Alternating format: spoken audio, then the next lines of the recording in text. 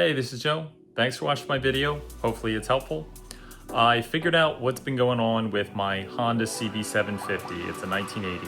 I've been blowing my main fuse, the 30 amp fuse, and the reason is the fuse box that I have, I relocated under the tank. The reason I did this is because it's a cafe build and I didn't want the fuse box up on top of the handlebars, so I moved it under. And then I realized whenever I pulled on the cables that were coming out of the fuse box, that's when I would get a short and then it would blow that fuse. So one of the things that I've done on one of my earlier projects is I've changed over that fuse box from bus fuses to blade fuses. So that's what I'm gonna do in this video. Enjoy. So this is the fuse box that comes stock on the CB750s. So you can see each one of the bus fuses. This is the old style fuse.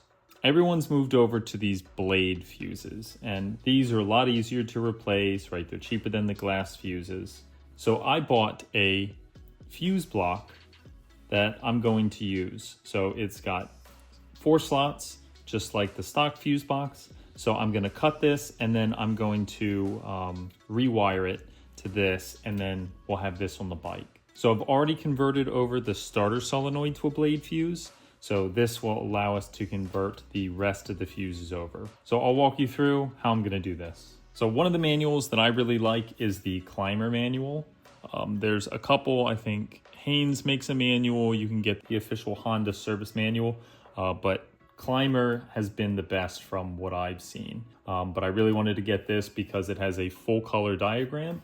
The CB750F, right? You can see these 10 amp blade fuses, right? You can see where each one of them goes. The brown and black goes to the oil pressure warning light. The red and black goes to the starter switch. The green and white, that goes to the front stop switch. The blue and the brown, that goes to, and that actually changes colors down here. And it goes to, looks like signal control. And so it looks like it goes to each one of the lights in the gauge cluster. So let's cut back the sheathing around the wires, being careful not to cut the wires. And we'll pull this down. And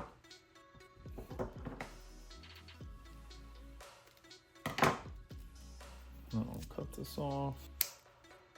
So you can see the wires coming in. Let's get this open. So I'll pull these screws out and we should be able to separate the back of the fuse box. So we can see how this is wired. You have this black wire that will run to this terminal, and then every one of these colors will run to those terminals. So I'll pull these fuses out. See, I mean, you can see the fuse is already separated. This was not going to work well.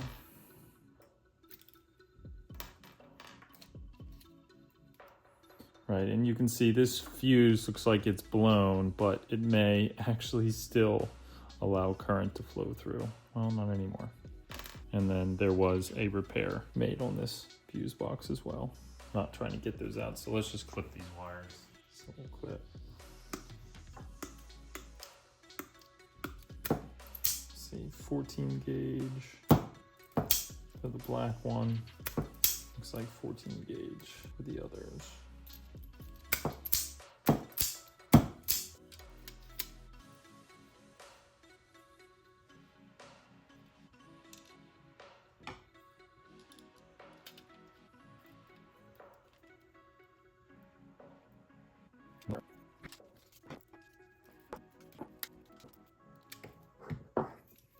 Okay, all 4 of those.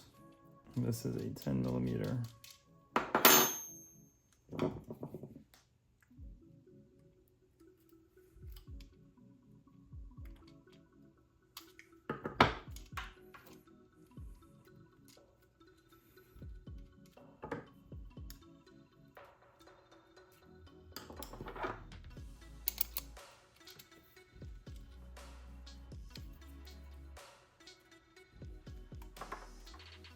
Now that that's done, I can put 10 amp fuses into each of them.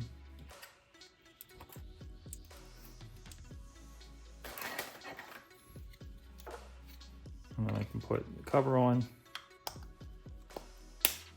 There we go.